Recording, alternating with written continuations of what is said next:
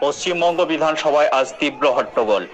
দাগী অযোগ্যদের নিয়ে মুখ্যমন্ত্রীর মন্তব্যে নতুন বিতর্ক ছড়িয়েছে। মুখ্যমন্ত্রী মমতা বন্দ্যোপাধ্যায় দাগী অযোগ্য প্রার্থীদের বেচারা বলে উল্লেখ করে আশ্বাস দেন, তারা যাতে অন্তত গ্রুপ সি-তে চাকরি পান তার জন্য আইনি মতামত নেওয়া হবে। তার বক্তব্য, শিক্ষক শিক্ষিকার কাজ করেও যদি তারা অযোগ্য প্রমাণিত হন, হয়তো আদালতের নির্দেশে আর শিক্ষক হতে পারবেন না। তবে আমাদের সরকার মানবিক সরকার, কাউকে হতাশ হতে দেব না। এদিন উত্তাল হয় বিধানসভা। বিরোধী দলনেতা শুভেন্দু অধিকারী মুখ্যমন্ত্রীকে নিশানা করে বলেন, রাহুল গান্ধী সব চোরের পদবি মোদি কেন মন্তব্যের জন্য সাজা পেয়েছিলেন। আজ মুখ্যমন্ত্রীও মোদি চোর স্লোগান তুললেন। কেন তার বিরুদ্ধে ব্যবস্থা নেওয়া হবে না?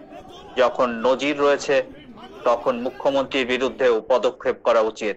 সোশ্যাল মিডিয়াতেও ক্ষোভ প্রকাশ করেন বিরোধী দলনেতা শুভেন্দু অধিকারী। অন্যদিকে তীব্র হট্টগোলের মাঝেই অসুস্থ হয়ে পড়েন বিজেপির বিধায়ক শঙ্কর ঘোষ। দিনের শেষে চাকরি প্রার্থীদের ভবিষ্যৎ নিয়ে অনিশ্চয়তার পাশাপাশি রাজনৈতিক দরজায় আরও চড়া হলো রাজ্য রাজনীতিতে।